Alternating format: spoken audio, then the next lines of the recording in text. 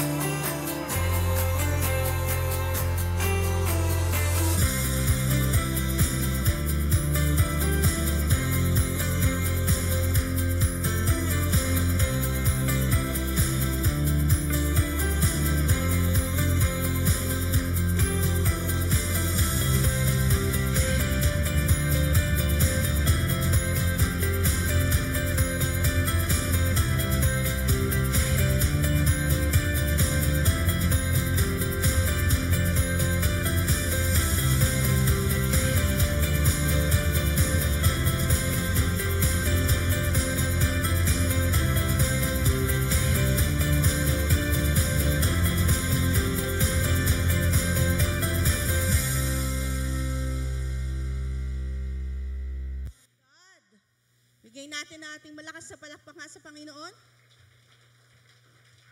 Amen.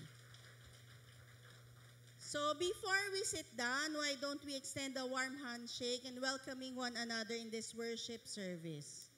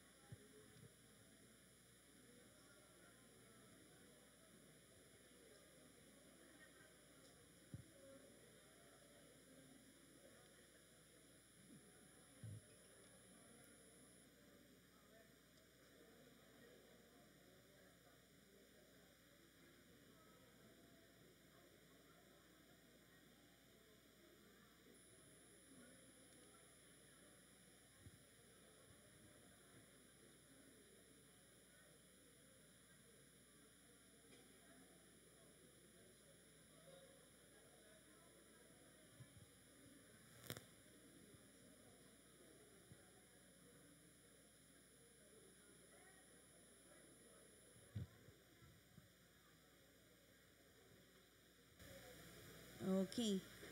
Here in GCF Antipolo, we truly love to see new faces in our midst. This is not to put you on the spot, but if it is your first time to join us here, can we ask you to please stand so we could warmly welcome you? So any guest? So don't be shy. Just stand where you are, or you may just raise your hand so we could recognize you. So as members of this church, I encourage you to invite your friends and relatives residing here in Antipolo to come and join us in our worship or in our fellowship or even in our growth groups so that we could help you connect them to Jesus Christ. So worshiping the Lord involves the returning of His tithes and the giving of our offerings. So before we do that, let us all watch carefully this video and be encouraged tremendously.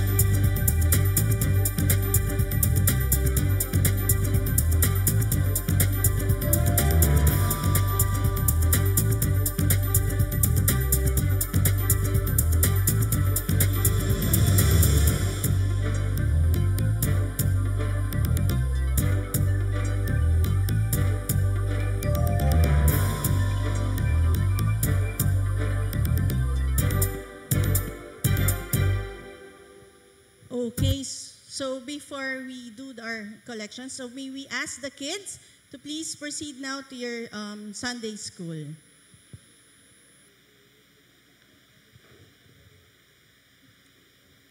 So 2 Corinthians chapter 9 verses 6 to 7 tells us, "Remember this, whoever sows sparingly will also reap sparingly, and whoever sows generously will also reap generously. Each man should give what he has decided in his heart to give, not reluctantly or under compulsion, for God loves a cheerful giver." So you may also continue to give cheerfully your tithes and offerings through our online transactions like bank transfer, GCash, or PayMaya. Kindly notify Brother Omi Borja at this number and provide a copy of your deposit slip or screenshot of the bank transfer transaction. If you're giving using a check, please note that you need to use the name GCF Antipolo Inc. So let us pray. Graciously Heavenly Father, our Jehovah Jireh, you are our provider. We give you praise and exalt your holy and majestic name. You alone can satisfy our needs and make us hope that whatever the future holds, we are more than conquerors. We thank you for all that you have given us, whether they are challenges or trials that builds our character or blessings that make us know and glorify you more. At this time, allow us to show and express our love and worship through our giving. Accept these gifts, tithes and offerings. May this be a pleasing aroma and be used to spread the good news of your salvation. This we ask in the beautiful name of Jesus. Amen.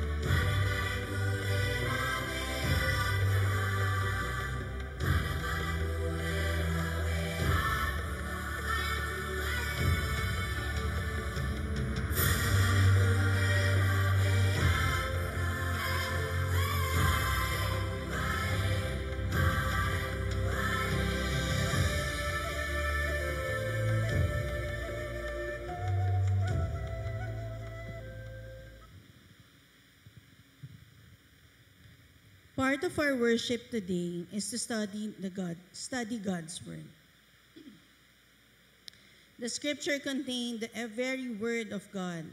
The prophets and servants of the Lord exhorted us to study the scriptures every day, both individually and with our families. Studying the scriptures can help us know our Heavenly Father and Jesus Christ, give us power to resist temptation, and strengthen us in our challenges. So let us all rise, and we will read the scripture passage that we will be studying this morning, that is found in Genesis chapter 10 to chapter 11, verses 1 to 9. That's Genesis chapter 10 to chapter 11, verses 1 to 9.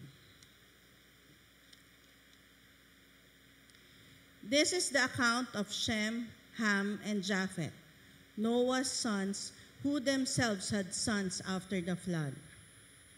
The sons of Japheth: Gomer, Magog, Madai, Javan, Tubal, Meshech, and Tiras. The sons of Gomer: Ashkenaz, Riphat, and Togarma. The sons of Javan: Elisha, Tarshish, the Kittim, and the Rodanim. From this, the maritime people spread out into their territories by their clans within their nations, each with its own language.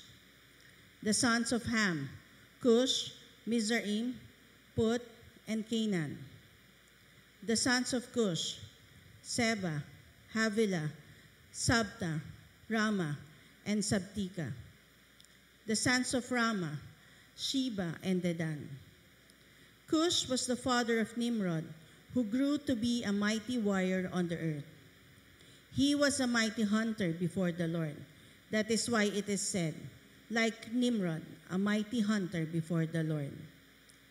The first centers of his kingdom were Babylon, Urek, Akkad, and Calneh in Shinar. From that land, he went to Assyria, where he built Nineveh, Rehoboth-ir, and Calah, and Resen, which is between Nineveh and Calah, that is the great city. Mizraim was the father of the Ludites, Anamites, Lehabites, Naphtuhites, Patrosites, Calushites, and from whom the Philistines came, and the Captosites. Canaan was the father of Sidon, his firstborn, and of the Hittites, Jebusites, Amorites, Girgashites, Hivites, Arkites, Sinites, Arvadites, Zemarites, and Hamathites. Later, the Canaanites' clans scattered, and the borders of Canaan reached from Sidon toward Gerar as far as the Gaza, and then toward Sodom, Gomorrah, Admah, and Zeboim, as far as Lasha. These are the sons of Ham, by their clans and languages in their territories and nations. Sons were also born of Shem, whose older brother was Japheth. Shem was the ancestor of all the sons of Eber. The sons of Shem, Elam, Ashur, Arphaxad, Lod, and Aram. The sons of Aram, Uz, Hul, Geter, and Meshech. Arphaxad was the father of Shelah, and Shelah was the father of Eber. Two sons were born to Eber. One was named Peleg, because in his time the earth was divided. His brother was named Joktan. Joktan was the father of Almodad, Shelep, Hazarmavet, Jerah, Hodoram, Uzal, Dikla, Obal, Abimael, Sheba, Ophir, Havilah, and Jobab. All these were sons of Hoktam. The region where they lived stretched from Mesha towards Sephar in the eastern hill country. These are the sons of Shem, by their clans and languages, in their territories and nations. These are the clans of Noah's sons, according to their lines of descent and within their nations. From this, the nations spread out over the earth after the flood. Now the whole world had one language and a common speech. As men moved eastward, they found a plain in Shinar and settled there. They said to each other, "Come, let's make bricks and bake them thoroughly." They used brick instead of stone, and tar for mortar. Then they said, "Come, let us build ourselves a city with a tower that reaches to the heavens, so that we may make a name for ourselves and not be scattered over the face of the whole earth." But the Lord came down to see the city and the tower that the men were building. The Lord said, "If as one people speaking the same language they have begun to do this, then nothing they plan to do will be impossible for them. Come, let us go down and confuse their language so they will not understand each other." So the Lord scattered them from there over all the earth, and they stopped building the city. That is why it is called Babel, because the Lord confused the language of the whole world. From there, the Lord scattered them over the face of the whole earth. Praise God for His word. Let us now prepare our hearts and minds to hear and receive the message of the word and respond to it positively. Praise God. Thank you. Please be seated.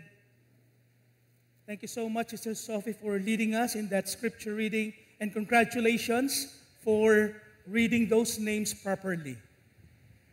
Palapakan natin si Sister Sophie, mga kapatid.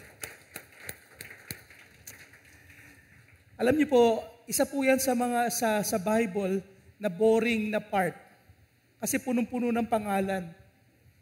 Ayaw po, siguro po ngayon ko lang matatry na mag-message nga, pero we will not be engaging po sa ating pag-aaral nung mga pangalan, but I will be mentioning some names, no? Kasi ang Hebrew names po ay merong meaning at meron pong significance. Okay? Well, a blessed morning to all, at I'd like to welcome you once again sa ating pong iglesia dito po sa GCF Antipolo. By the way, whenever I use the word iglesia, I'm not referring sa iglesia ni Cristo po, mga kapatid. No? Iglesia or ecclesia is the Greek word for church. Okay? I'd like to welcome you dito po sa ating iglesia, dito po sa GCF Antipolo, sa WCC. Ang GCF Antipolo is a Bible-believing church. We believe in making disciples. We believe that in the Trinity, we believe that Jesus Christ is Lord. We believe that a person can be saved by grace alone, by faith alone, in Christ alone. We believe that the Bible is our sole authority, no? And without the Bible, wala po tayong authority, no? Outside from the Bible. The Bible is our sole authority for faith and our practice. So umaga po ito in our series of studies po sa ating based on the book of Genesis entitled Let the Journey Begin. For several Sundays po we've been learning the life journey of Noah. In the last part of Genesis Genesis chapter 9, we learned that Noah found himself in a complicated situation dahil si Noah po ay nalasing at siya po ay naging naked inside his own tent. No? It was not public. Wala naman po mga tao nung panahon na yon. Noah and his family ay ang nandun lamang, but hindi niya sila kasama sa tent. But in line with this, it is so sad to know that yung kanyang bunsong anak na ang pangalan ay Ham got involved by intentionally entering his father's tent and seeing his father's nakedness and taking pleasure in the sight. Not only that, but Ham also intentionally went out and told his two brothers, Shem and Japheth, about their father's drunkenness and nakedness, hoping that they too would enjoy and later on mock their own father. Pero sa kabilang banda, Shem and Japheth responded differently by standing together, holding a garment behind them, back into their tents to avoid seeing their father's nakedness, and covered him. Napakaganda po ng response ni Shem and ni Japheth. Now, two things po na makikita po natin sa binasa po ni Sister Sophie.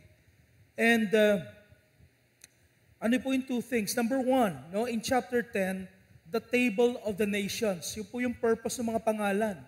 Ipinakita po doon, no, this table of the nations presents to us how the earth was repopulated after the great flood by the descendants of the three sons of Noah, Shem, Ham, and Japheth. And then not only the table of the nations, but also we can learn. Nag-transition po yung reading natin from table of the nations to the Tower of Babel. This was an account, a story in the Bible where we see how sin, yung kasalanan muli, ay nag-appear. And hindi lang nag-appear, but sin grew once again. At makita po natin dito, God punished man again. But there was a promise, no, sa rainbow, na hindi nagugunawin ng Panginoon ang sanlibutan. How did God punish yung Babel, yung mga gumawa ng Babel? I believe that these two biblical accounts in our passage today, mga kapatid, yung Table of the Nations and the Tower of Babel are connected and actually related po sila doon po sa ating last Sunday's message na kung saan si Noah ay nagkasala, no? He committed drunkenness and nakedness. Related po sila, mga kapatid. Kaya po I really, kahit po mahaba yung message na to, mahaba po yung passage, ay talagang kailangan idugtong. No, kailangan idugtong. But makita po natin, this is the truth that we can find here from those sins, no, na kinumit po ni Noah, no? Sin itself had grown once again until it became widespread rebellion against God once more. Once again, makita po natin sa ating nabasa that God Himself had to deal with this great rebellion of man. But this was now local. No? Local lang po ito. Unlike the great flood, it was universal. Kasi ang pinarusahan lang po ng Panginoon Diyos ay yung mga nandoon sa Tower of Babel. Meron pong ginawang parusa ang Panginoon. Brothers and sisters in the Lord Jesus Christ, I want to say that the reason why we need to live holy lives, ang kadahilanan kung bakit tayo kailangang mamuhay ng naayon sa kalooban ng Diyos, ng merong kabanalan, sa mundong ito na punong-puno ng kasalanan, because if we are living or taking care of sin in our lives, eventually, later on mga kapatid, we will discover that we are already living in great rebellion as well against God. Maaring hindi mo maramdaman yan. Maaring hindi mo nakikita yan. But in the face of God, you are already, or I myself would be living a great rebellion against God. You may be going to church. You may be doing a ministry, but you are doing rebellion against God. I'm not referring, mga kapatid, sa mga tao sa labas ng church, but I'm also referring and including people inside the church. Because the sins that people outside are the same sin that we commit as Christians, people inside the church. I'm not talking about small sin. I'm not talking about cute sin. Meron bang cute sin? I'm not talking about white lies, white sin. I'm talking about sin. Because sin is sin in the sight of God. Now, moving on. The purpose of chapter 10 muna. The purpose of chapter 10 is given at the beginning of verse 1. Okay? That is to present the sons of Noah who would populate or repopulate the earth. Ano sabi sa verse 1 ng chapter 10? This is the account, not of Noah, but the account of Shem, Ham, and Japheth, the three sons of Noah, Noah's sons, who themselves had sons. Okay? Who themselves, nagkaroon sila ng mga anak after the flood. Now, by the way, pagka sinabi ritong who had sons, also implied din po rito, they had sons and daughters. Okay? They had sons and daughters because in Jewish writing, hindi po nire-recognize masyado ng mga Hudyo ang mga kababaihan. I don't know why, pero hindi rin po sila siguro anti-feminism, but that's their culture. Okay? Not only that, but at the end, in verse 32 of chapter 10, makikita rin po natin dito another purpose, and that is to explain how the earth was repopulated after the flood by the descendants of the three sons of Noah. Ano sabi ng 32? These are the clans of Noah's sons according to their lines of descent within their nations. From these nations spread out over the earth after the flood. Now, tignan po natin, yung chapter 10 actually ay dapat chapter 11 yan. Kasi dapat mauna yung Tower of Babel. Okay, but the writer chose to present the genealogy or the list of names, no? Kaya nga po, pag sinabi, these are the clans of Noah according to their lines descent within their nations. Okay? Kasi nagkaroon po ng dispersion.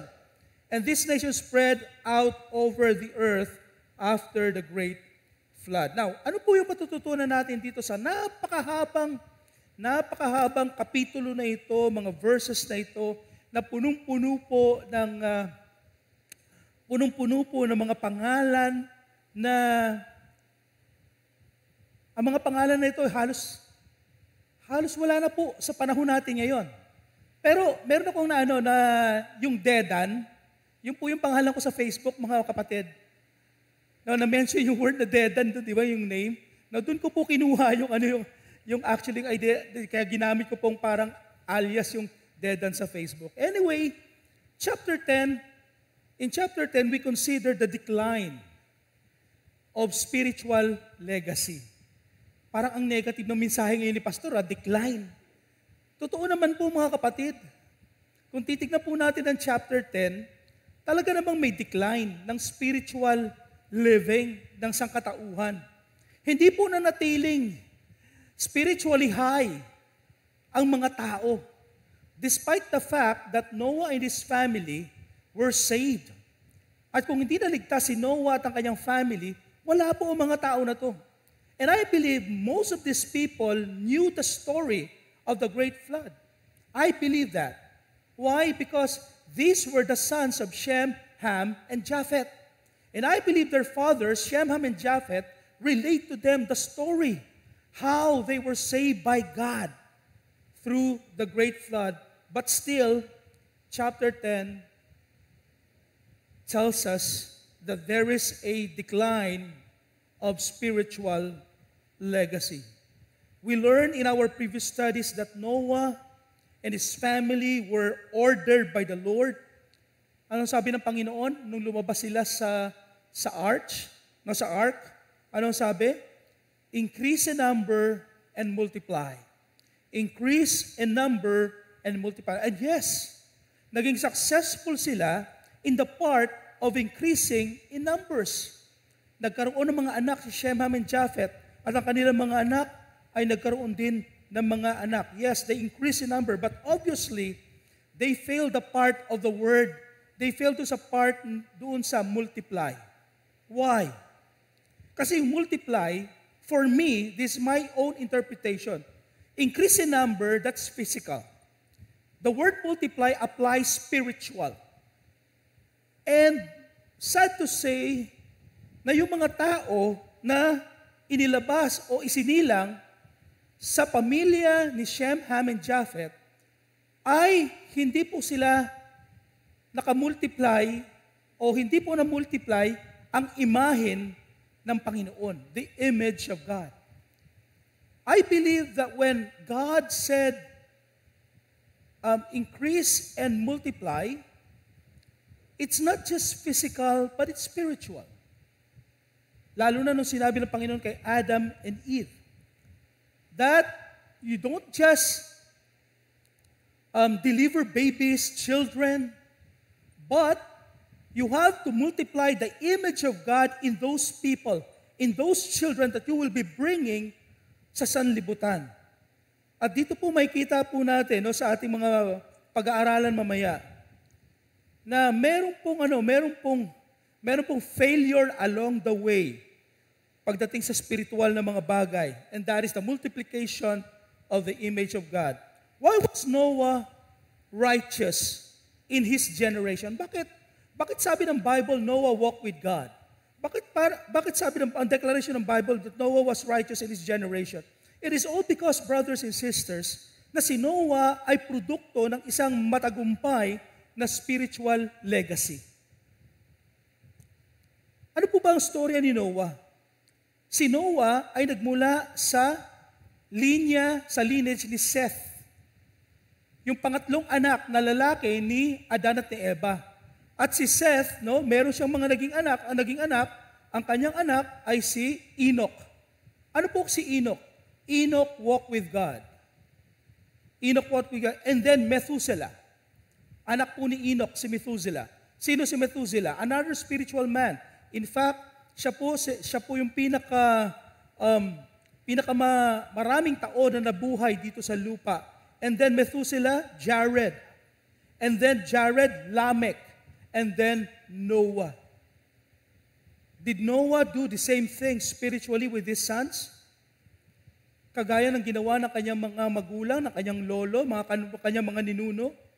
Again, makita po natin, mapansin po natin that the Bible, the text, and even the whole Bible was no direct answer about this question, or the Bible is just simply silent about this. But I think that we can find quite an idea if we try to go through the table of nations through the descendants of Noah's sons, Shem, Ham, and Japheth. Now, I want to remind you that this list of names in the Bible, sa maraming tao ito po'y boring, but you know what? Jewish names have meanings, as I've said, and significance.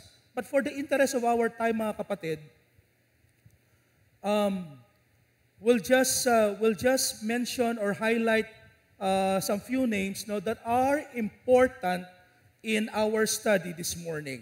In verses 2 to 5, makita po natin dito yung lineage po ni Japheth, no? The Japhethite. Ito po mga Japhethites na ito, sila po yung mga distant Gentile nations. The distant Gentile nations. And in this segment, I'd like to emphasize tatlong bagay sa mga Japhethite. First in this list, we can find na meron pong 7 anak. 7 sons were named and 7 grandsons from only 2 sons or from the only 2 sons of Japheth. Si Gomer at si Javan. Okay? Yung 3, yung 5, hindi na po minention kung meron po silang anak. Now, bakit 2 anak lang ang na-mention po rito? Why Gomer and Javan only, including yung kanilang mga anak? Don't they have daughters in the family? As I've said, ito po ay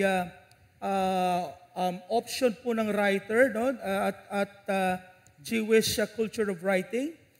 Does this mean that the other 5 sons of Japheth had no children born to them? Or is it another evidence of selective approach of the writer or the compiler? I think ito po yung answer dyan. And certainly, ito po ay, a Jewish way of writing. Now, in line with Japheth, in our previous studies, brothers and sisters, we mentioned that Japheth is the ancestor of the Gentile nations. Okay? That is located north, and west ng promised land, ng Canaan. And this could be the distant nations, the countries that represented in the outer limit ng civilization noong mga panahon na iyon. Now, the descendants of Japheth spread out much farther than their relatives and even reached what we know as Asia Minor and Europe and other continents or other places. They were a people who multiply and also people who move into new territories. Finally, still about the Japhethites, while the descendants of Japheth were successful sa kanila pong conquest, sa kanilang mga endeavors, sad to say that they were far from God in spiritual matters. They were far from God in spiritual matters. I would like us to note that this act in this verse, specifically in verse 5, basahin ko muna yung verse 5, from this, the maritime people spread out into their territories by their clans within the nations. Mga Japhethite po ito, each with its own language.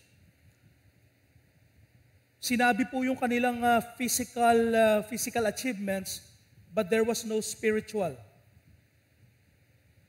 I think the Bible could have mentioned yung kanilang spiritual accomplishment, but wala pong sinabi. Sad to say that when it comes to spiritual matter, the text and the whole Bible were silent about this. Again, certainly the Bible could have mentioned something about spiritual achievements made by the Japhethite, allowing the readers to know that Noah had been a responsible parent, not only taking care of his sons' needs, leading them to become good fathers, as well sa kanila pong mga respective family. Just like what Noah had experienced from his father, no? Si Lamech, si Enoch, no? Si Jared, no? In fact, in our previous message, according to the prophecy made by Noah, no? Kay Japheth, the tribe of Japheth would have to depend on Shem. Yun po yung declaration ni Noah, yun po yung prophecy. Would have to depend on Shem on the spiritual matters. Anong sabi ng Bible? Sabi dun sa since God is the God of Shem, the descendants of Japheth would find God in the tent of Shem. Okay? That is Genesis chapter 9, verse 27. May Japheth live in the tents of Shem. Alam niyo po, when I came to this part, no, parang formula po, no, nakita ko po na pag-aralan po natin na si Ham, ang kanyang mga descendants receive curse words from Noah. Pero parang kay Japheth, parang, I don't know, and wala na namang reason para i-curse ni Abraham, but my take is this, mga kapatid.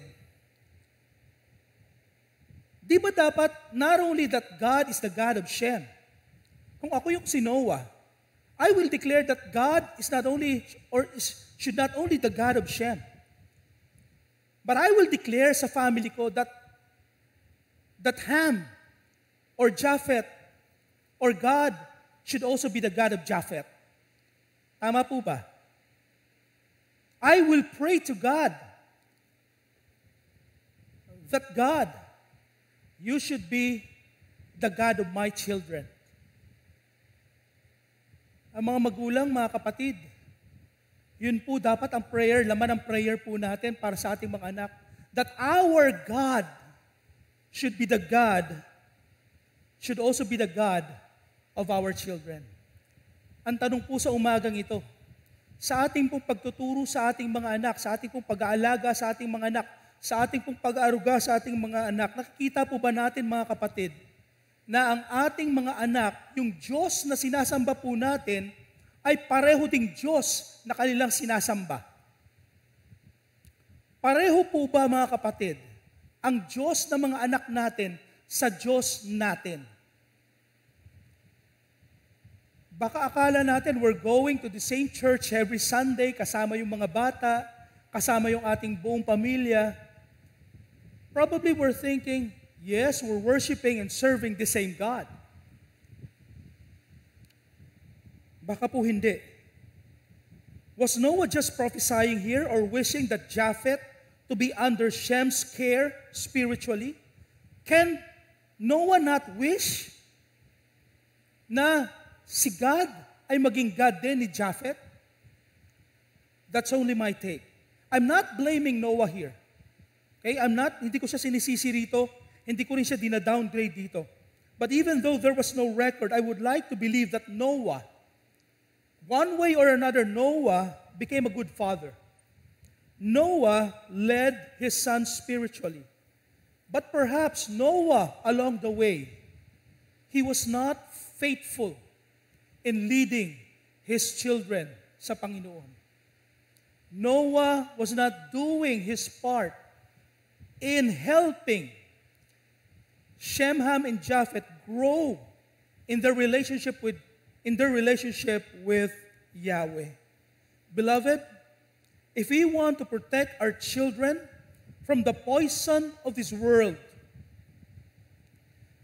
as well as protecting their children later on, and their children's children, the third and the fourth generation, I think it's time for us to be serious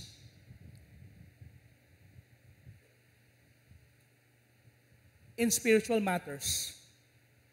I think we need to take God seriously sa ating buhay. Mga kapatid, are we serious sa mga bagay ng Panginoon? Are we serious sa salita ng Diyos? Are we serious in prayer? Are we serious in serving the Lord? Are we serious in establishing an intimate relationship with God? Nakikita ba ng mga anak natin, nakikita ba ng mga younger generation na tayong mga adults ay example sa kanila na seryoso tayo pagdating sa buhay natin sa Panginoon. Na seryoso tayo sa paglilikod natin sa simbahang ito. Seryoso tayo sa simbahang ito. Nakikita ba yan ng mga young people? Nakikita ba yan ng mga anak natin sa Sunday school? Nafe-feel ba nila yan? Nasi-sense ba nila yan? Na si mama at si papa, si kuya at si ate, seryoso sa kanilang pagsunod sa Panginoon. We need to be serious spiritually right now. Start teaching our younger generation the Word of God sa family po ninyo. Start encouraging them to pray. Start encouraging them to go to church every Sunday to worship the Lord. Start encouraging them to love God with all their hearts, with all their minds, and with all their souls. Bakit kailangan, mga kapatid, maging seryoso tayo? Because the world will poison the minds of our younger generations. The world can educate our younger generation. The world will educate our children through its systems, media, social medias, ungodly people in their respective schools. Huwag po tayo magtiwala, mga kapatid, na may mga teachers sila at yung mga teachers po nila are godly people. Praise the Lord kung meron po sa mga schools nila na meron sila mga Christian na mga teachers. But you know what? Pag hindi po Christian school yan, even nga sa Christian school, hindi po natin pwede ipagkatiwala ang mga anak natin sa mga teachers nila. Basta-basta. It is our responsibilities as parents na alagaan po natin spiritually ang ating mga anak sa ating mga tahanan. Huwag po natin ipagkatiwala ang ating mga kabataan sa kanilang mga ungodly friends, various people around them who do not know the Lord Jesus Christ. Why? The world that we are living today is quick. The world that we are living today has the very power to educate the young minds of our children, our young people, the younger generation. Mga kapatid, based on what you're doing today spiritually, sa family mo, can you imagine, yung mga anak po natin, can we imagine our children spiritually 10 years from now? Imagine that. Sino sila after 10 years, spiritually speaking? Ano sila? What kind of lives? Ano kayang klaseng buhay ang meron sila after 10 years? Anong klaseng mga values ang kanilang mga ini-embrace after 10 years? Kung hindi po natin ginagawa ang ating responsibility. Kung tayo naman po ay walang asawa, single po tayo, please consider your spiritual influence with your pamangkins, with the youth in the church, no? And with what you are doing 10 years from now. Are you going to place, no? O to have an impact sa buhay ng mga kabataan na meron po tayo sa church na ito. I think it's time for our church not to be selfish with our ministries. And I want you to listen to this. Pag pinag-usapan natin ang ministry ng simbahan, many times, ang mindset natin, ang ministry na to mag-minister sa akin, hindi po masama yun. Ang gawain na ito ay maglingkod sa akin. Puro lahat tayo, akin, akin, akin. I think it's time for us to have the mindset that you adults in church should look after spiritually the next generation. Adults, look after the young adults. Young adults, look after the young people. Young people, look after the kids in the church. Huwag po tayo maging selfish na puro tayo kabig ng kabig lang, mga kapatid. It's time for us to protect yung mga next generation. And if we today will not do our part in ministering and being serious in doing the ministry for the younger generations, later on, 10 years from now, yung mga kabataan na meron tayo ngayon, wala na yan sa simbahan pagka naging adult na yan, pag hindi tayo naging seryoso. Yung mga bata na nasa Sunday school ngayon natin, 10 years from now, wala tayong assurance that they will be faithful in serving and worshiping the Lord. Now is the best time that we prepare the next generation. In verses 6 to 20, we can learn about the Hamites. Okay? Hamites. Ito namang Hamites, mga descendants ni Ham, these are the pagan, no? Gentile and very pagan, sabihin na natin, mga pagan nations, no? Well, Gentile naman, pagan pa rin, no? Mostly pagan, but meron akong gustong i-emphasize dito mamaya. Why pagan nations? Now, despite the curse declared by Noah against them, we can say that the descendants of Ham served the whole world through the ideas and implements what they discovered and developed. Like yung descendants po ni Cain. Okay? Mabasa po natin sa Genesis chapter 4 na kahit na si Cain ay nagkasala sa harapan ng Diyos, Cain was able to build a city. Tama po ba? At yung city na yun na tinayo ni Cain was progressive, developed. In fact, para siyang stopover ng karamihan na naglalakbay. Yun po yung na-develop ni Cain. First, I would like to highlight that the Hamitic people were responsible in building large and advanced civilizations. Sa kanila po nagsimula yan. That is why merong tinatawag na Babylon. Yung Mesopotamia, which is now called Iraq.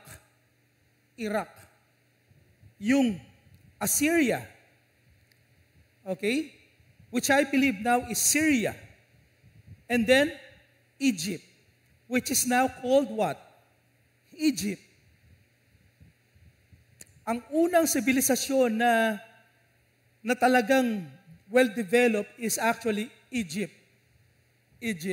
Now, the descendants of Ham located in areas which we identify today as Egypt, Palestine, the Sudan, Saudi Arabia, and Yemen.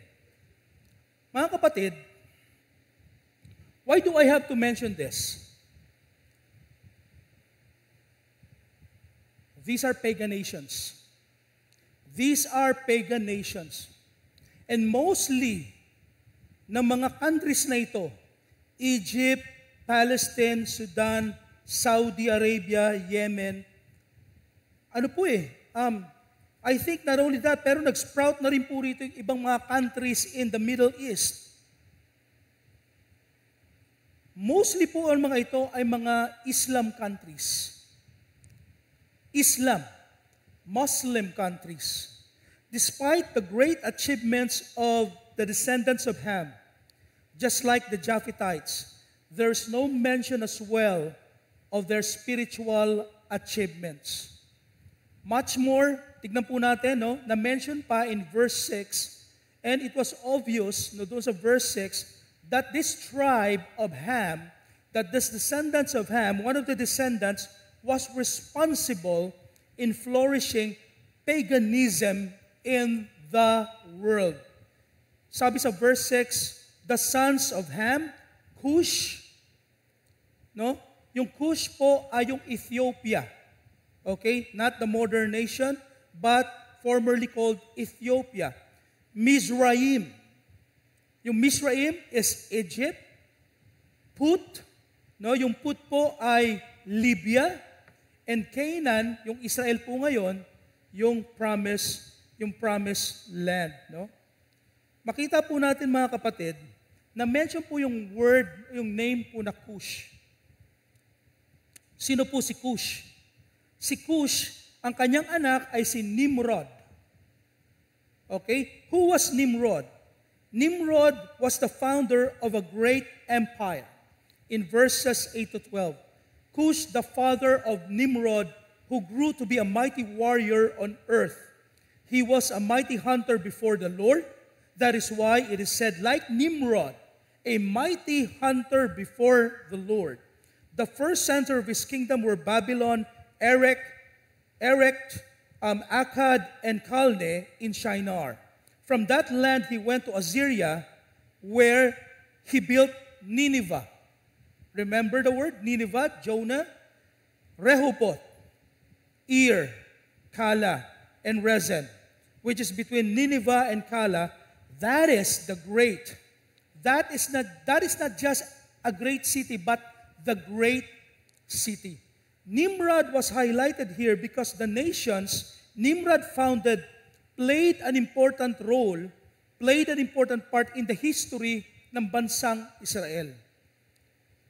And because one of them na country na inano ni Nimrod was called Babel, which is, makikita po natin sa chapter 11. In verses 8 to 9, we can find na si Nimrod ay a mighty one in the earth, a mighty hunter before the Lord, which is translated, yung word na mighty, translated as the word champion. Okay? Champion. Pero talaga, ang literal meaning po nito, somebody who is superior in strength and courage. No? Mighty man. That's Nimrod. But you know what? In the Hebrew, yung literal meaning na ito, na ipinesent para kay Nimrod, no? Ang ibig pong sabihin dito mga kapatid, that Nimrod was a tyrant, ruthlessly conquering man. A tyrant, ruthlessly conquering man and establishing empire. He was what? Ano po ito? Para po itong masahol pa po ito kay Emperor Nero. Ito po ay diktador. Ito po ay warrior. Ito po ay kriminal. Ito po ay negative na leader. In fact, he built 4 cities, no? In Shinar, Babylon, yung Babylon, no? And tawag dito, meron pa siya sa yung Assyria, and we need to take note na itong mga bansa nito, the Babylon and Assyria, were enemies of Israel. Kaaway po ito ng Israel. At hindi lamang po yun. Makita po natin, si Nimrod po, ang pangunahing leader na nag-create, na nagtayo ng Tower of Babel. Mamaya makikita po natin kung anong klaseng tower ang Tower of Babel. Hindi ko po alam mga kapatid, but perhaps this was an impact nung curse ni Noah para kay Ham and his descendants. Yes, achiever po si Ham, but along the way, makita po natin, matindi po ang na-create, ang dinala ng kanyang mga descendants. And one of them was Nimrod. We don't know kung ito ba ay effect ng curse ni Noah, but we learned last Sunday mga kapatid, balikan ko lamang po, that cursing our children is wrong. Cursing our children, the younger generations, is evil and sinful in the sight of God. That's not exactly of the Lord. At wala po tayong karapatan kahit po sa mga kapwa po natin, wag po tayo magbitaw ng sumpa. Wala po tayong karapatang magbitaw ng sumpa. Dahil ang sumpa ay hindi po ito sa Panginoon. Perhaps due to the curse word thrown by Noah, Ham, in response, totally rebelled against Noah. Nandun siya nakatira sa bahay lang, nandun lang siya sa tent, andun lang siya kasama ng family, pero malayo ang kanyang puso sa kanyang ama. We don't know. I'm just actually exercising my sanctified imagination. Interpreting po yung scripture using my imagination. But perhaps this was the thing that really made Ham rebelled against his father. Tandaan ninyo, nakita na ni Ham yung karumihan ng kanyang tatay. Nakita na ni Ham na nadugisan yung dignity ng kanyang tatay, na nadungisan yung authority ng kanyang tatay nung nalaman niya na ito ay lasing at ito ay hubad sa kanyang tent. Perhaps due to what Ham did, in Noah's disappointment, in Noah's frustration kay Ham, ganun din ang pakiramdam ni Noah kay Ham. Malayo ang kanyang puso sa kanyang bunso na anak. We don't know. But perhaps, hindi rin natin alam, pinatawad ba ni Noah, pinatawad ba ni Noah ang kanyang anak? Sa kanyang ginawa, sa kanyang tatay? We don't know. But, ang malinaw po rito, isinumpa ni Noah si Ham kasama ang kanyang mga descendants. Parents, you are to pursue God's blessings on your children. And I would like to emphasize that parents must not curse their children because our words are too powerful or it may be used by the enemy to ruin the lives of our children.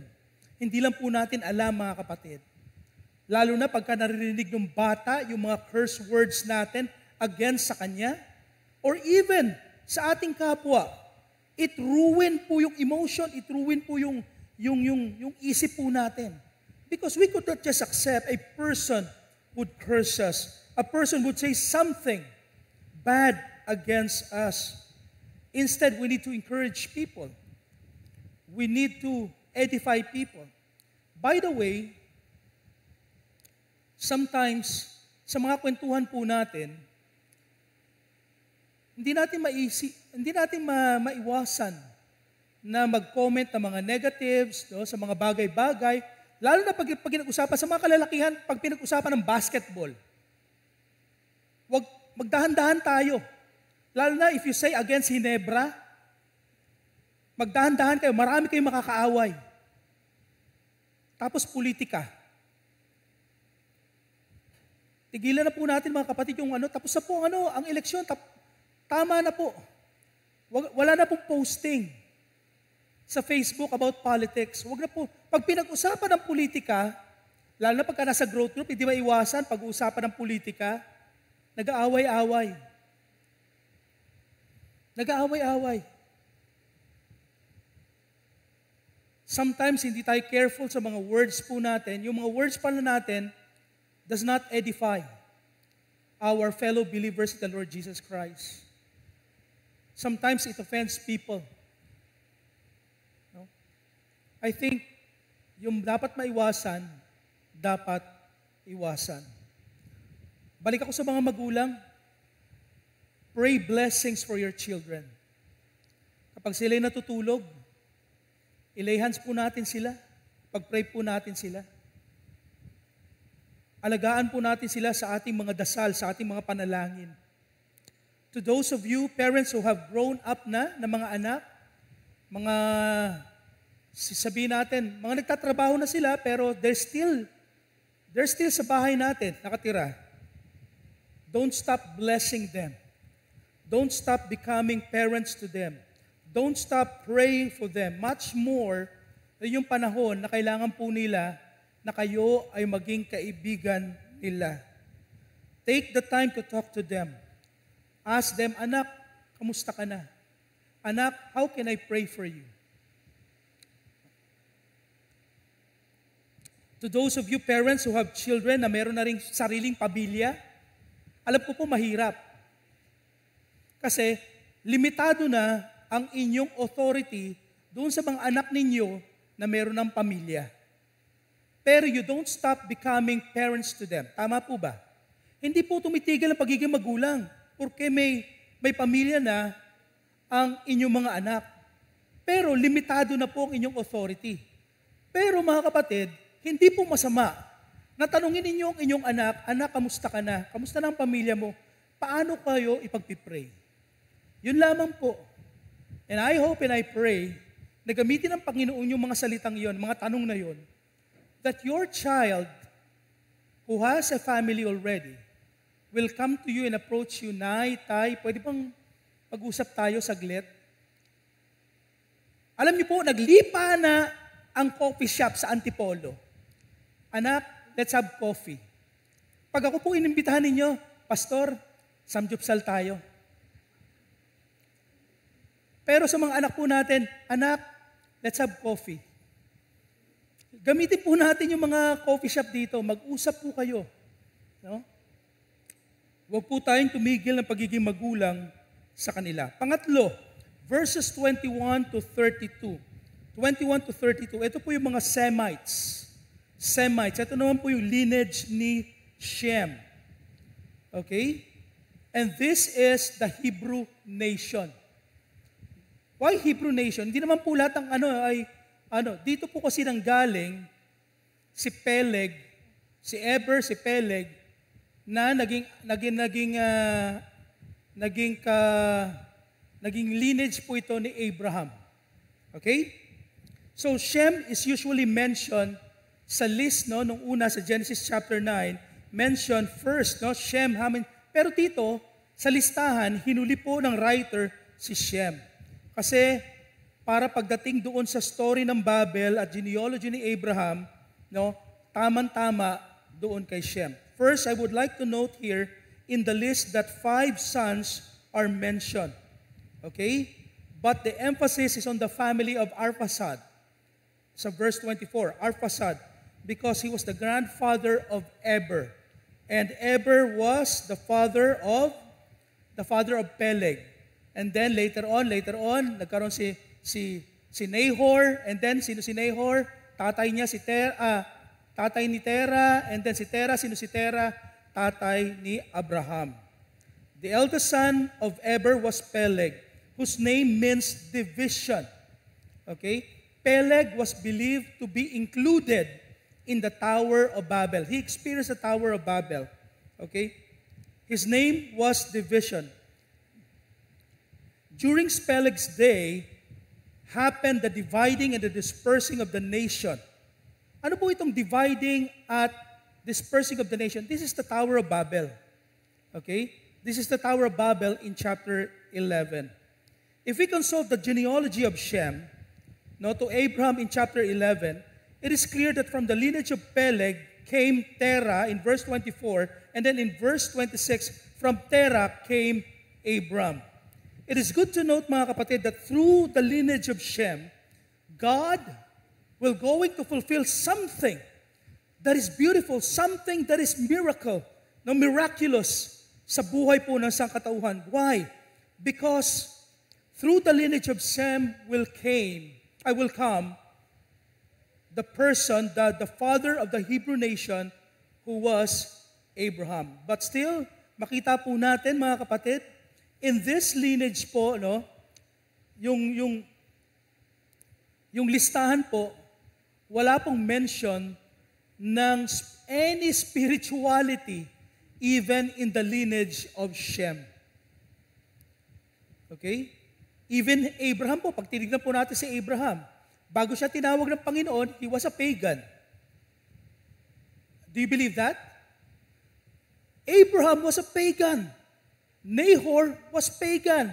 Terah was pagan. So what do you expect? Abraham was pagan. But one time he experienced God in his life miraculously. God talked to him in a vision. If we go back from verse chapter 10 ng tawag dito, or ng 12 ng Genesis, makita po natin that there was an experience, miraculous experience, an encounter with God by Abraham, na kung saan na-experience si Abraham si God. But it's good that in God's sovereignty, God worked through Abraham and later on called him into a covenant that will save mankind from sin. Ano pong sabi ng Bible? In the book of Psalms 100, no, at the end in verse 5, God's faithfulness will remain. God's faithfulness remain throughout all generations. For God is good, and His mercy, loving kindness will continue, and His faithfulness will remain throughout all generations. God is faithful. God is faithful. And He will fulfill always His promise. And so, lumabas po sa lineage na to si Abraham. I remember King David. King David, in his generation, he was called what? David was called a man after God's own heart. Nagkaroon siya ng anak kay Bathsheba. Anong pangalan ng kanilang anak ni Bathsheba? Solomon. Solomon became king. And his generation, Solomon received the wisdom of God. But you know what? In the life of Solomon, makita natin, Solomon was not faithful to God. Yung tatay, faithful na faithful. Yung anak, half-half. Pagdating do sa third generation, sino yung mga anak ni Saul? Ay, ni Solomon? Rehoboam and Jeroboam. And these two divided the kingdom of Israel. Kaya nagkaroon ng northern kingdom at saka southern kingdom. Yung mga anak na to, hindi kilala ang Diyos. First generation, faithful ang ama. A man after God's own heart. Solomon. Aman na lang, wala nang after God's own heart. Eto na lang, si Rehoboam, Mga kapatid, but you know what? God is faithful. Kasi why? Si Jesus Christ came from this lineage. Mga kapatid. God is faithful. Sa genealogy ni Jesus Christ, may na-mention na 4 na babae. Tamar. Who was Tamar? Kung di po ko nagkakamali, siya po yung niloko niyang kayang father-in-law. No?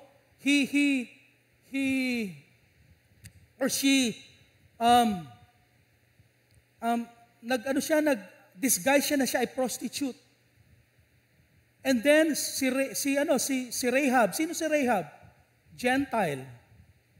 Another prostitute. And then Mary. Bathsheba. Sino si Bathsheba? Hindi loyal sa kanyang asawa. But you know what? Dito lumabas yung pangako ng Diyos para sa kaligtasan ng sanlibutan. To parents who are faithfully taking care of their families spiritually, praying together, reading the Bible together, encouraging one another to be faithful to God. Alam niyo po, out of our faithfulness, we may discover eventually na yung relationship niyo as husband and wife, despite of your faithfulness to God, you will be tested. Pero faithful kayo sa Panginoon. Naglilingkod kayo. Pero God would allow yung relationship niyo to be tested. God would allow your children to rebel against you. Pero it doesn't mean, mga kapatid, na nagloko yung asawa mo. It doesn't mean, mga kapatid, na nagrebelde yung mga anak mo na hindi na faithful ang Panginoon. Hindi po nakadepende ang faithfulness ng Panginoon Diyos sa ginagawa ng tao. God is faithful kahit ang lahat ay hindi faithful sa Kanya. GCF Antipolo, kahit hindi tayo faithful sa Panginoon, faithful ang Panginoon sa atin. Kahit hindi ka pumunta rito every Sunday at paglingkod sa Panginoon, faithful pa rin ang Panginoon. Pero huwag mong isipin na hindi ka faithful, i-bless ka ng Panginoon. Pero, you know what? This is amazing. Sa panahon na hindi ako faithful sa Panginoon, mga kapatid, this is my personal testimony, mas lalo kong na-experience yung blessing ng Panginoon. Or sabihin natin, ibinibless pa rin ako ng Panginoon. Na-experience nyo ba yun? Na nagkasala ka na, palpa ka na, pero still God is blessing you. Na dapat hindi ka na binibless ng Panginoon. Hindi ko maintindihan yan, mga kapatid. And sometimes that scandalized me. Na yung the God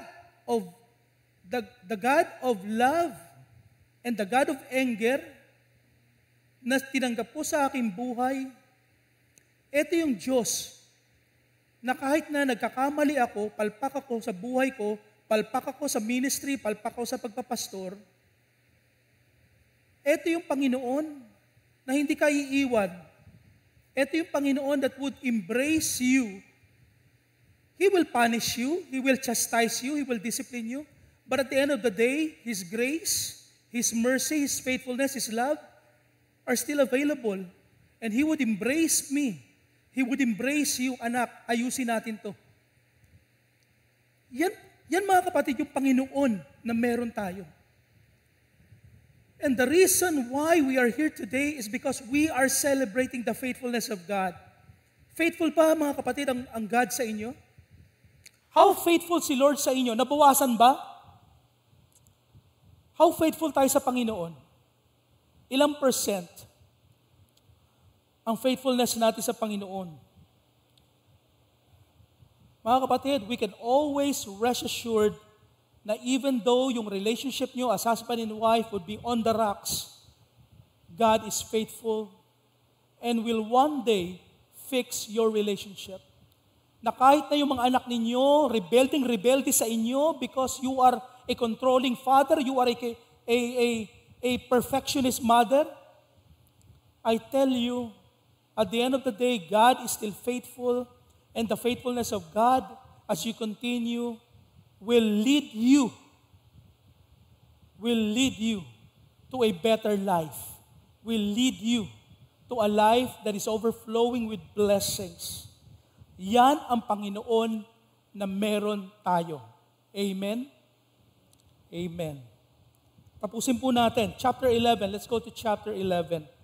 Meron po akong 10 points dito. No, 2 points lang po. Okay.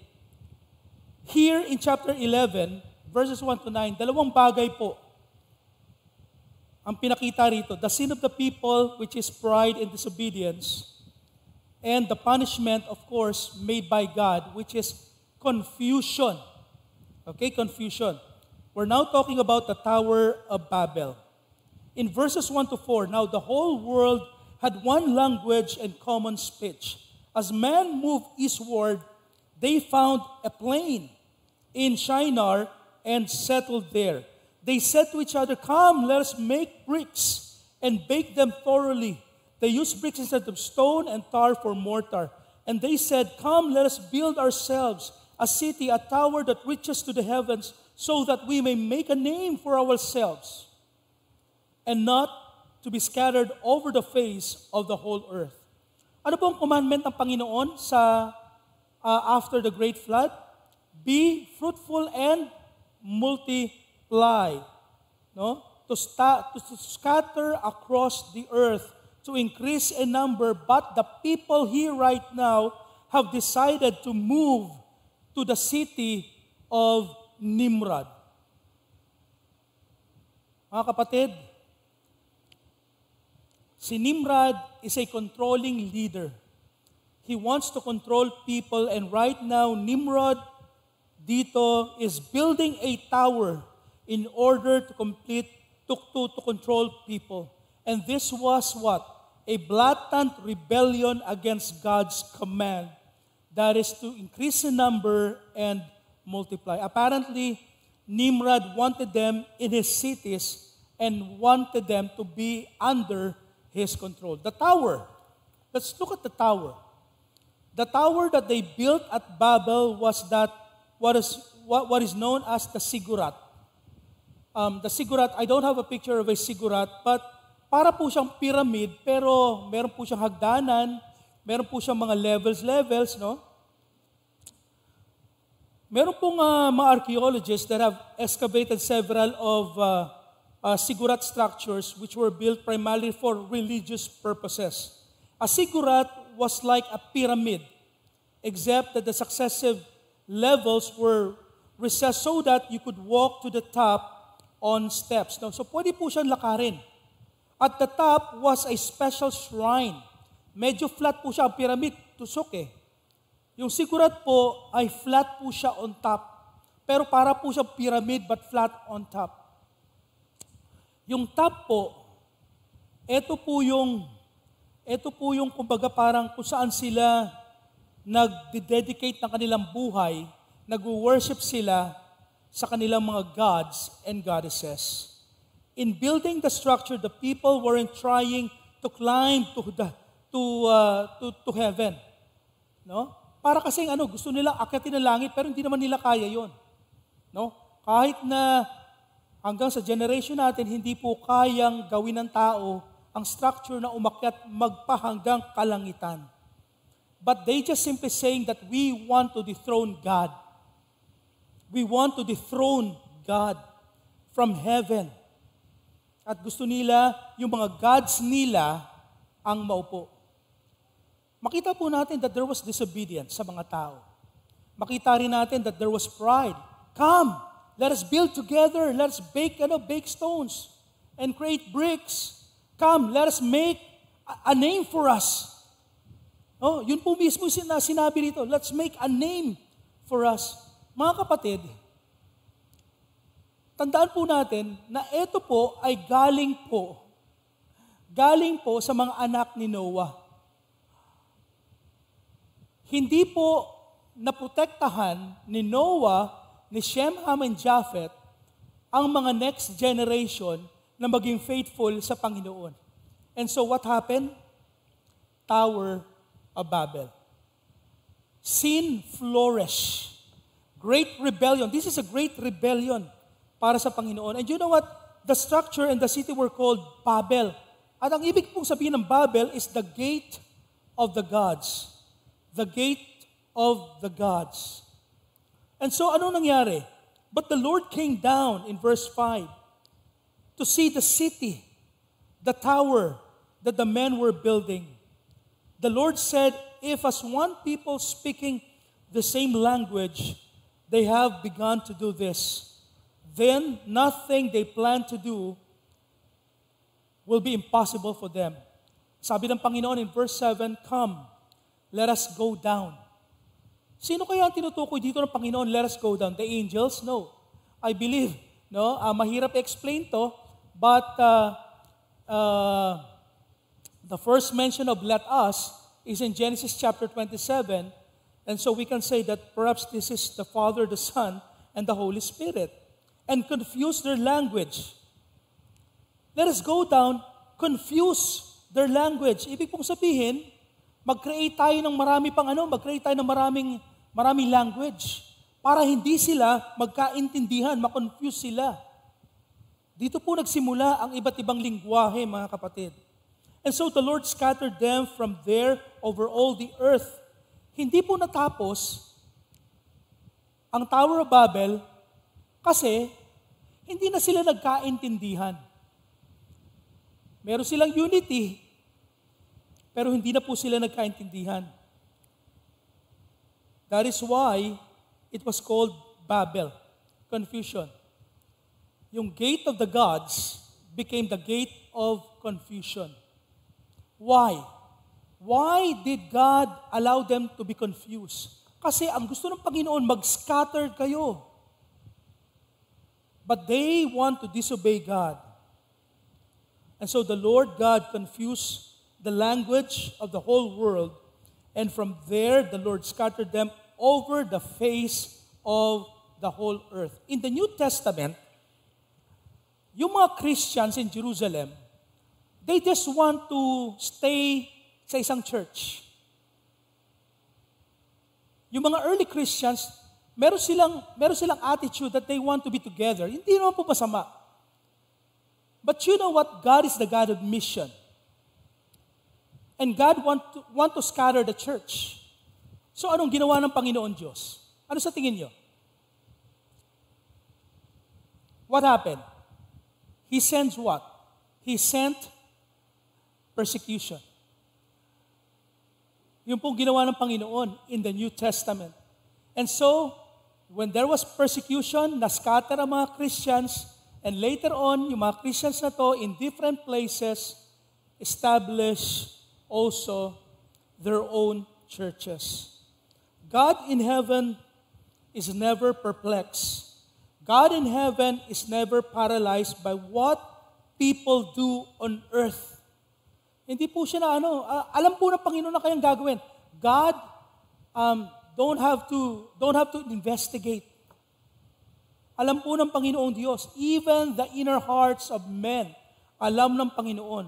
Yung Babel, the people of Babel, were so conceited and they said, let us go up. But God said, let us go down. Ang mga tao, we want to go up. Kailan niyo po last time narinig yung, I want to go up? In Ezekiel. Kay Satanas, kay Lucifer. I want to be in that throne. I want to rise high. But God said in Babel, ano sinabi ng Panginoon in Babel? Let us go down. Let us go down. Yung language po is used only to dramatize yung power, yung intervention ng Panginoong Diyos. And so by confusing their language and scattering them all over the earth, God graciously spared their lives and gave them opportunity to return to Him. Alam niyo mga kapatid, the Babel experience, the Babel rebellion, pwede pong gunawin ng Panginoon to . Andun siya sa level na pwede niyang gunawin ang mga tao dito, locally. But God, meron siyang option. Hindi niya piniling kitilin ang buhay ng mga taong ito. Ang pinili ng Panginoon, i-confuse sila. Ano po yung makikita natin dito? The grace of God and the mercies of God. Expose, experience. Why? Kasi na-scatter sila, nagkaroon sila ng opportunity, a lot of them, some of them. In fact, kasama rito si Eber, si Peleg, no? Nagkaroon sila ng opportunity, no? Na manumbalik sa Panginoon. God's judgment, makita po natin, the gates of the gods and the goddesses became what? The gate of confusion. Babel said, we will make our name great. We will make our name great. Pero ano sabi ng Bible, mga kapatid?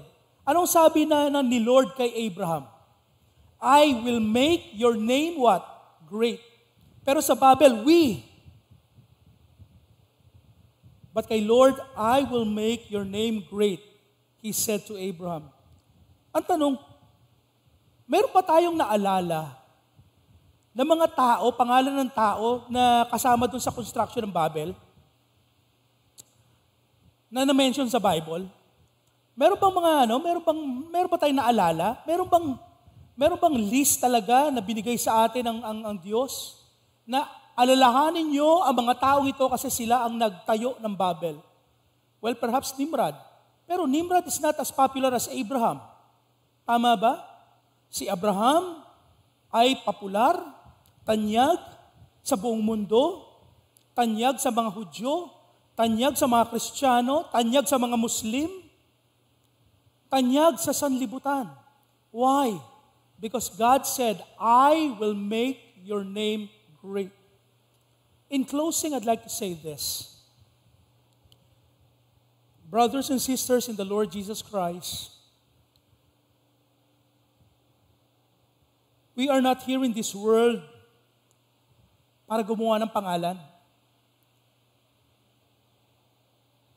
We are not here to build arrogant towers of men. Hindi yun ang purpose natin dito sa sanlibutan. But we are here, called by God, to build the church of the Lord Jesus Christ.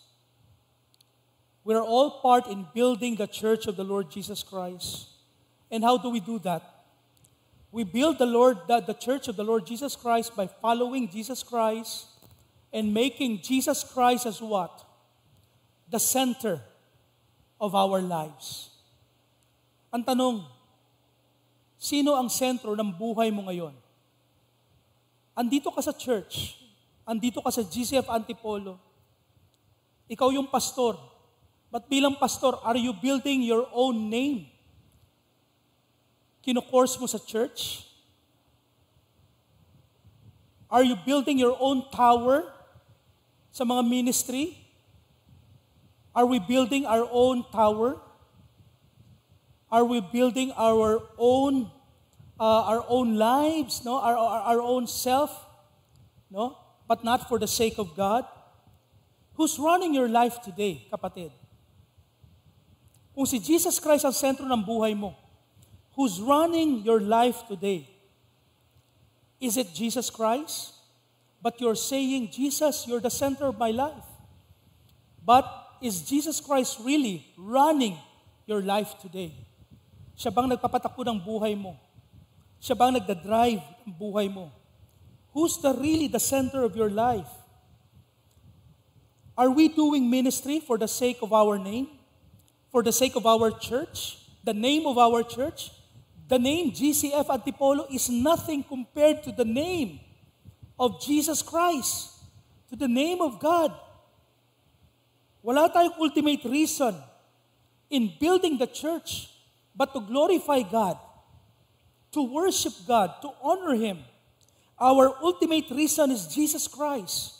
Why we do ministry, why we go to church every Sunday is because the ultimate reason, brothers and sisters, is who? It's Jesus Christ. Not because you were being encouraged by the elders and deacons, not because you were encouraged by Pastor Deos, not because you were encouraged by your growth group leader, but we are here in church every Sunday. We sing praise and worship, we close our eyes, we clap our hands, we lift up our hands. It's because the ultimate reason is Jesus Christ. And Jesus Christ must be the only person who should be receiving the glory, the honor. You are fellowshipping with one another. You are doing growth group. We're talking to one another. We're ministering to one another because of Jesus Christ. Because the purpose of our lives is Jesus Christ. Life is all about Jesus Christ. Ang tanong, are you building your life for Jesus Christ? Are you building your family on Jesus Christ? Are we building the church, this church, on Jesus Christ? Are we building our ministry? Is it because of Jesus Christ? How about doing our job? Every day we go to our works, we perform our job because we want to earn money and support our family. Yes, that's good. But you're doing it not because of your family. You're doing it because of Jesus Christ. Everything in this world as Christians, it's all about God. It's all about Jesus Christ. Brothers and sisters, do not build your own tower. Build your legacy as fathers and mothers, as adult people. Build your legacy for the sake of Jesus Christ, not just for the sake of the next generation. Because if we allow Jesus Christ to be the ultimate reason in everything that we do, God is not just with you. God will be our partner. And if God is our partner, there is victory. There is success in all the things that we do. Father, we thank you for your word today. We thank you that we can respond positively, Lord, to the preaching of your word this morning. God, we want to make a spiritual legacy, but we could not make it on our own. We need you, Lord. We need Jesus Christ. We need to make Him the foundation, the center of everything. in our lives, in our families, in our church, in the ministry that we are doing, in the jobs that we're performing daily, including, Lord, our future plans. Jesus Christ must be there. Jesus Christ must be the ultimate reason. Jesus Christ must be the center of it. And so, Lord, bless your words into our hearts today. In Christ's most wonderful name, amen and amen. Let's close in prayer. Father, we thank you for speaking to us. May it be our prayer, Father God, that truly Jesus be the center of all, be the center of our lives, our family, even our plans, our job, Lord, this church, and even the ministries that we are doing in everything, Lord. May it be that Jesus be the ultimate reason why we're doing these things, Father. Thank you for your word today. Bless your words into our hearts. And continue, Lord, to use us mightily and effectively in making disciples, in witnessing to people, sharing to them about the person of Jesus Christ to be their Lord and personal Savior. Bless us, Lord. Bless our families. And may we be able, Lord, to really manifest a testimony this week that will bless people, that will lead people to Jesus Christ. Now to Him who is able to keep you from falling and present you faultless before His presence with exceeding joy, to the only God, our Savior. His name is Jesus Christ. Be glory, honor, dominion, and power, both now and forevermore. And God's people will also declare, Amen and amen.